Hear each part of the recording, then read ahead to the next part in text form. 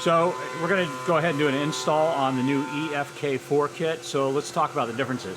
First of all, the mounts are just the same as you find on the EFK2 kit we've been selling for a long time. Rear mount, right hand mount, left hand mount. It's our flip mount, so it's dual position.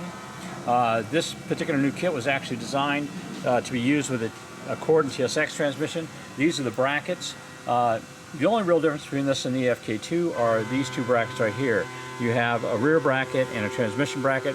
They are slightly different, and that is what makes the difference between a EFK2 kit and the EFK4 kit. By the way, this bracket right here is also used with the EFK5 kit. 0.12 up Civic Si transmission can be used with the 08 up Accord transmission, the all-wheel drive transmission, and the 09 up TSX transmission. So, okay, we're going to start off with prepping the engine bay. This is a 1990 CRX, same for the 88 through 91 CRX and Civic. As you can see, we've already removed the frame rail bracket that usually would sit right here. It hangs out in the engine bay. That's going to interfere with our timing chain cover. Also, there is a propulsion valve that usually is mounted right here. We've actually bent this one back out of the way. Now, normally I would flip this bracket around and mount it to the firewall, but we don't need to do that for what we're doing today. Now, let's start off by installing the frame rail bracket. This is what it looks like. Using a couple of bolts that used to hold the battery tray on, we're going to go ahead and locate it. This first bolt right here, and the second bolt up on top of the frame rail. By the way, there may be some differences in the location of this particular bolt based on 88 to 91 and 90.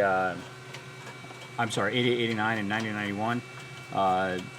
This bolt is the same though on all chassis models. So this is the one that really needs to locate the bracket. The one thing you want to make sure of is that the bracket's straight up and down. You don't want it leaning out into the engine bay. Sometimes when you tighten these bolts down, it pulls it in weird positions. You want to make sure it's straight up and down and that this face is just longitudinal with the car. Once you do that, you can tack it in place. On this particular one, we suggest you put about 6 stitches around it, including one back here and one back here to keep it from wanting to lean into the engine bay. It's also a good idea to test it in the car before you actually start making any permanent welds. And by welding it on the outside edges, you can come back in with a die grinder and separate all the welds in order to take the bracket out easily if you decide to change your mind later on and go back to a B series, which seems like a lot of people are doing with all-wheel drive these days.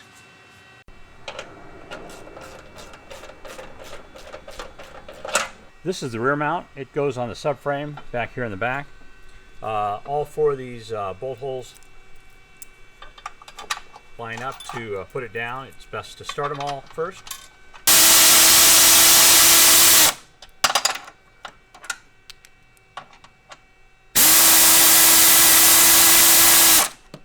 The holes are slotted on these, so there's a little bit of play in moving the bracket around. It's a good idea to try the bracket in the car and get the engine lined up so that if you have to make any slight adjustments, you can do that. Once you do that, you can tighten these down. Now, Hasbro actually sells a brace for this as well. We've noticed that some people, when they shift really hard, are actually flexing the bracket upward. So we've made this particular bracket right here, and what this does is this slides underneath here and lines up with the hole on the back side. What you do is you put this into the put this in and weld this down to the frame rail. Now make sure that you've installed this completely before you put this in. Mark it so that you're welding it in the place you need, and then this allows you to more easily hold the bracket in place. And this is for road racers in particular are going to appreciate this particular option. But once it's welded in place, what you would then do is loosen up these bolts, through this bolt through here, tighten it all down, then tighten down these bolts after that. But this bracket is designed specifically for kind of adding some extra insurance and bracing the whole thing a little bit better. There is a bump on the frame rail underneath here on some of the frame rails that kind of keeps this from wanting to lie flat. You might want to tap that down in order to get this snug and flat on there. This is the rear bracket that works with the Accord TSX transmission, it's a good idea to install this because there's not a lot of room for doing that once you have the engine in. The long bolt goes through the engine block into the transmission. Once you get that started, you come back here to the front bolt. This one's a little tricky because this edge is in the way. You might want to take a file to it and just knock it down a little bit. Okay, once you get that started, the last bolt is this one right back here on the block.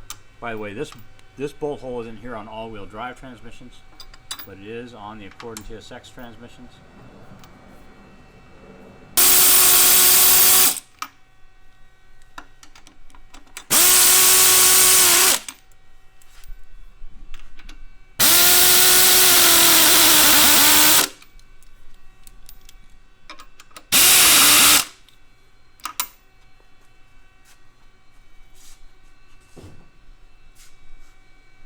Next, we're going to put on the transmission mount.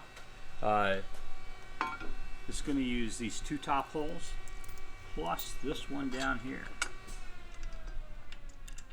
We're going to thread this one first.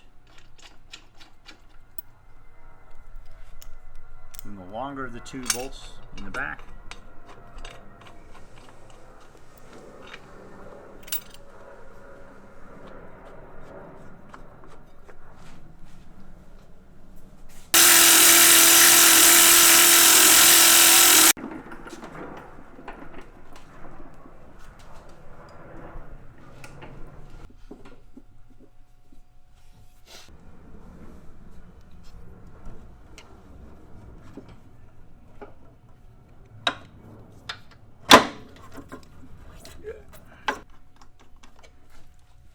It's best to install the left and right hand mounts first.